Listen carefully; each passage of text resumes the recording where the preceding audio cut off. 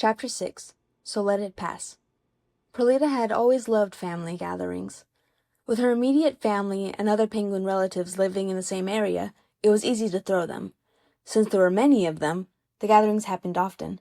Whether for birthdays, engagements, or just because, the family would come together, have a meal, and not only celebrate their togetherness, but life itself.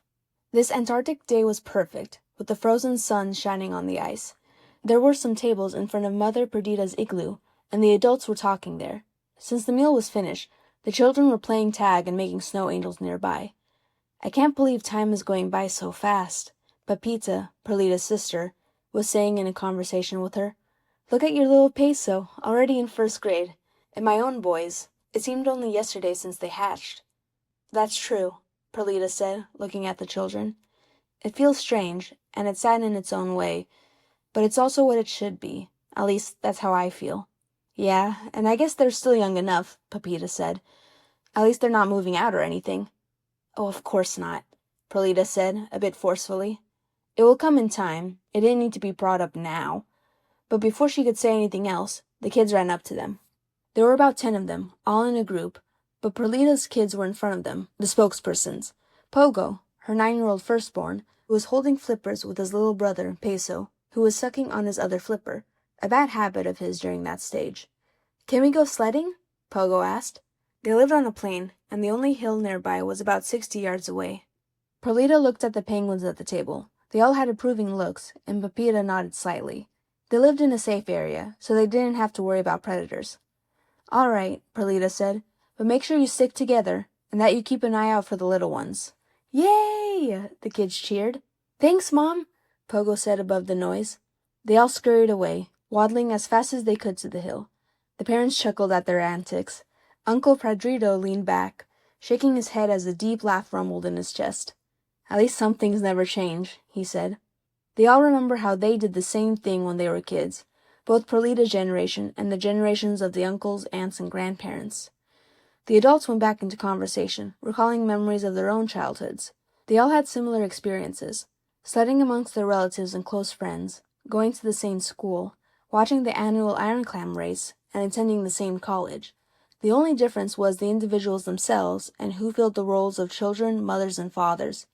It seemed like their family had always been there for generations, and it was not going to change anytime soon. "Help!" rang a cry. The festivities came to an abrupt halt as a couple of the older boys ran to the party. "What is it?" Cousin Porforo, their father, asked. Perlita suddenly felt cold. The boys were both panting, but they said, "It's Pogo. He crashed when he was sledding. His flippers hurt real badly." There was a murmur as several of the adults stood up and ran with them to the sledding area. Perlita, being his mother, was among them. She felt a shiver go through her when, after arriving at the base of the hill, she saw Pogo. He was sitting on the ice floor, clutching his fin, which seemed to have a splint attached to it. 2 pieces of ice around on opposite sides of his fin, held in place by seaweed tied around them. She was a bit surprised about it, but it wasn't her main focus. The rest of the children were surrounding the injured penguin, but they cleared out of the way once the adults came. "Pogo, are you all right?" she said, kneeling next to him. "It really hurts," he choked out. Tears were falling earnestly down his face. Perlita hated to see her son in so much pain. "Don't worry," she said soothingly. "We're going to take you to the hospital right now, and they'll wrap up your fin and make it as good as new." "Like Peso did?" Pogo asked, sniffling. The question startled her, but she focused on her eldest. "Yes, like Peso did, except it will last a bit longer." Just then Perlita's husband, Antonello, crouched next to them. "Come here, son," he said gently, putting his flippers underneath the small penguin.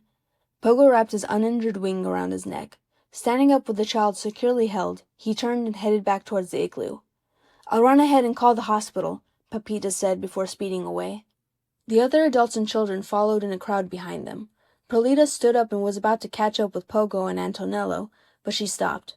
Peso, poor thing, was sniffling nearby, his flippers to his face. The whole ordeal had frightened the 6-year-old. She went to him and knelt down, becoming his height. Pogo was in good care now. She had to take care of her other little one. Peso wrapped his flippers around her neck. "Oh, Peso," she said with compassion. "It's all right now. Pogo's going to be fine." He let go and wiped the nose part of his beak with the back of his flipper. He was still downcast, looking at her with those big baby eyes of his. Did he truly make that splint? That wrapping around Poco's fin? He was just a chick, and never went through any sort of training, yet it was attached securely. I know it's ice, Peso said, sniffling. I'm sorry if it's too cold, but he was so hurt, and I was just trying to make him feel better, and I guess they would take it off when we came back. His guess was right. The second Poco would arrive at the hospital, the doctors would apply the proper materials. But Peso's intuition astonished the mother. She grabbed the sides of his flippers and gave a reassuring squeeze. No, Peso, you did the right thing, she said. She smiled, trying to make him feel better. A penguin's flipper could handle that ice for a while. I mean, we swim in water just as cold, right? He nodded, hesitantly taking in what she was saying. I'm glad you were there to help him. Peso leaned against her shoulder, and she wrapped her flippers around in a second embrace. They stayed that way for a few moments before Perlita took Peso to his aunt and joined Pogo at the hospital. But after the ordeal, Perlita couldn't help but stay amazed at what her son did. From that day on, she knew he had a gift. Line break. Pinto, hold still, please, Perlita said patiently. Many years have gone by since that incident, and by now she had already her third, and probably last, child. Said child, the ever-energetic boy he was squirming in his seat while she was preening his feathers. She ran a fine-toothed comb down the back of his head. Sorry, he said a bit sheepishly, but then began to talk excitedly. Today me and my friends were playing pirates during recess. We made swords out of ice and were swashbuckling and everything. It was so much fun. It would be great to meet a pirate one day. Do you think I'll ever meet one? Maybe you will, she said, though she highly doubted it. That would be the best thing ever, he exclaimed, jumping in his seat. Now, Pinto, what did I tell you about moving too much? She chided gently. Her back was turned toward the front entrance of their igloo, and with all the talking and fuss, she did not notice someone enter. Mom? Her back straightened.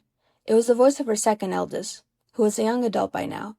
But there was something in Peso's voice, something indistinguishable. She turned and, seeing him, grew concerned. Pinto, feeling that something was wrong, became still and looked at his big brother. Peso had a nervous, agitated look, absentmindedly rubbing one of his arms as he looked at his mother. His eyes had a pleading look to them, silently asking for guidance.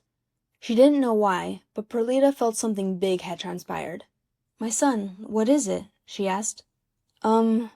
He attempted to start. He wrung his flippers together, trying to figure out what to say. You know Dr. Galen, my boss, right? I've met him once or twice before, she answered. Peso was currently working in a hospital nearby, the only one that was around for 100 miles. Dr. Galen was the owner of it, and he was a very kind individual, from what she could tell.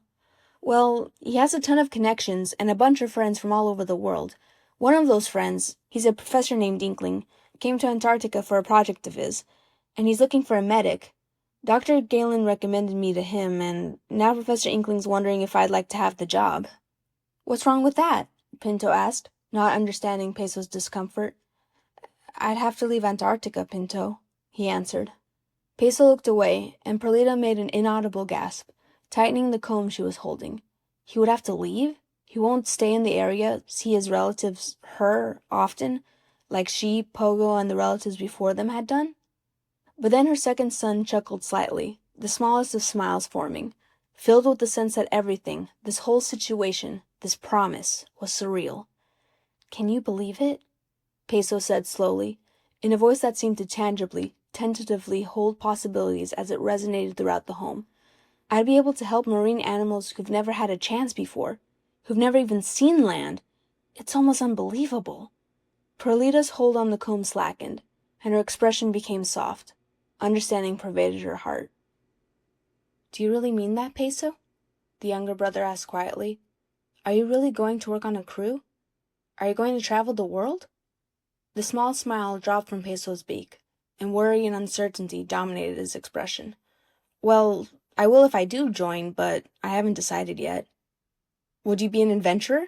Pinto asked, his voice becoming a bit more animated. I guess you could look at it that way, the older sibling responded. But that's only if I... Cool! Pinto cheered, lifting his flippers up in the air. Peso looked at him incredulously. My big brother's going to be an adventurer. He's going to travel everywhere. I don't know yet, Pinto, Peso said, exasperated. Why don't you go play outside while we talk? Perlita pressed. gently pushing Pinto in the direction of the igloo's exit. "Okay, I'll visit the cousins," Pinto said. They lived next door. He started running out. "I can't wait to tell them the news." But Pinto, I haven't—" But he was gone before Peso even finished the sentence. "It's all right, Peso," Perlita said soothingly, sitting at the table nearby. "You know how excited he gets." Peso sat down at the opposite side of her. "Yeah, I know." He sighed again, leaning his flippers against the ice table. His face held a mixture of emotions, but she could definitely see one feeling standing out. Fear. The emotion was fairly commonplace for a sensitive son, but she always felt pity. It was more like a sad twinge in her stomach whenever she saw it. What would have happened? How much more would he feel and get out of life if he didn't have that paralyzing emotion control him so much? "Did Mr. Inkling talk to you yet?" she asked, taking herself out of her reverie. He needed guidance right now, not what-if situations. He could have only heard the news from Galen, and not have even met the professor. Peso nodded. "Yes, right after work. I was about to head home when a nurse told me Dr. Galen wanted to talk to me in his office. When I came in there, Professor Inkling was already with him. They told me the professor's plans and said they thought I was perfect for the job. I was shocked, Mom. I didn't know what to think." Flashback. Peso looked at the older penguin and octopus dumbly, trying to form a response. His mind was being slammed continuously with different emotions and rushing thoughts. He was just asked to travel the world. Basically leave his family, the white plains and cold seas, everything he had known, and to come in a totally new environment. And in a submarine! What if there was a breach in the hull and a leak came in and flooded everything? The crew would be thousands of feet under the ocean. He may not survive something like that, even if he can hold his breath for a long time. And what if he was not even fit for the role? You must be mistaken," Peso choked out. "I can't possibly be the one for this job. Galen would be much better, wouldn't you, Doctor?" "I still have the hospital to run, Peso," Galen replied with a gentle smile. He leaned back in his desk chair and crossed his arms. "Besides, you are more than capable of handling this." "Dr. Galen has told me of your experiences working here, and also your educational background," Inkling said. "You were taking college-level medical classes before you started high school. You perform your duties with the skill of a seasoned doctor, and you're not even 20. If that wasn't enough, your gentle mannerisms make it fairly easy for you to befriend your patients. This is especially important, since most creatures in the ocean have never met a doctor." Peso's spirits lifted a little at the kind words and reminders of what he had already done. If he was honest with himself, he would love, to go out there and help. However, his mental obstacles clouded his thinking, and all he wanted right then was to get out of this office. "But it's a ton of responsibility, and I know that it is too much for me." Peso had meant the statement as true, but when the words came out, it felt more like an excuse. Inkling tried again. "Galen has seen your work. I've seen your work through that one-way mirror in your workplace. You are a prodigy, Peso." Peso tried to protest, but Inkling cut him off, his voice starting to become quicker and more passionate, almost urgent. "You've obtained a ton of information already during your young life, more than the average medical student. But more importantly, you know how to use it all. No matter what medical situation you've been in, even with creatures who are not from here locally, you've been able to handle it well. You don't know how many doctors I've met who don't have all that you have." Peso wondered why he was like this, so adamant that he was the one to go. With Peso's own battling feelings and sense of pressure, he started to get frustrated. Peso's voice rose louder than normal. "I've never even done a crabectomy before. How am I supposed to help when I haven't performed a simple procedure like that? Even if that's true, you have successfully operated on a dolphin's punctured lung." The way he said it made Peso stop. There was a heaviness there that seemed to make the very air thicken. "Dr. Galen told me. You had helped that poor creature breathe," Inkling said, looking away, when there seemed to be no hope. No one spoke for a moment, and Peso could only look at the professor in confusion and wonder. But then Inkling roused himself, focusing on the penguin again. "I'm not asking for someone who knows everything. That is impossible, and I would be wasting my time. However, I'm looking for someone who is an expert, Peso, and that is you." The young penguin's eyes widened, shocked by the words. He was speechless. Seeing the look on his face, and guessing he couldn't answer, Galen gently stepped in. "Inkling, you should give him some time to make a decision." Yes, of course," Inkling replied, a bit distractedly. He seemed to be thinking about other things. "I shall stay in the hospital. Peso, please send for me when you make a decision. Peso stammered that he will, and after saying their goodbyes, the young penguins stumbled out of the office and went straight home. End flashback. Professor Inkling was so intent on hiring me, and my surgery with the dolphin definitely had something to do with it. Peso put his head in his flippers and shook his head. I can only wonder what happened that would make him react like that. Even if that was a factor in him choosing you, his mother said, that does not mean it was the only one. Everything else said about you was absolutely true, and they are all amazing strengths to possess. It doesn't feel like it, he said quietly to himself. His mother could only look at Peso sadly, knowing that he wouldn't completely believe her if she spoke the contrary. Hopefully one day Peso would see what everyone else saw. If you can push all your fears to the side and not think about them at all, would you want to go? Peso chuckled dryly. That's hard, Mom. But after a while, he nodded. Yeah, I guess I probably would. I mean, it all is amazing. Then I think you should go for it, she said. Peso looked up at her. I know you're scared, and I know it is a whole new experience for you. But trust me on this. She took a deep breath. It is time for you to move on. There comes a time, Peso, when a person realizes his purpose, something that he was meant to do ever since he was born. Ever since you were a chick, I've always known that your purpose had something to do with the medical field. That's why I allowed you to take college courses when you were still young. It was preparing you for this moment, for this calling. Even your stay at Dr. Galen's hospital was a temporary stage to help you get ready. And now that the time is here, you should jump on your chance. Whether it feels like it or not, you have done amazing things, my son. And you are meant to do even more. Peso cracked a thin smile, and Perlita knew that she had broken through. He still seemed nervous. One talk would not make the fear go away, but now hope and passion for the situation dominated his features. Thanks, Mom, he said, his voice cracking slightly. Standing up, he moved and hugged her. The simple action had a tone of finality to it, and a wistful pang went through her. Once he leaves, when would she be able to hold her boy again? I should tell Professor Inkling that I'll join, he said quietly after a few moments. They both ended the embrace. All right, she said, staying positive even though she was starting to feel otherwise. After both saying goodbye, Peso started towards the exit. It was strange to see her child, no matter how old he was, step out and make the decision that would no doubt change his life. As he walked outside into the light, she realized with her heart, not her mind, which already knew, that Peso was an adult now, and that this was truly the time for him to go. Tears filled her eyes as this completely sank in, yet she could not help but be proud of him. This was what it should be. So let it pass.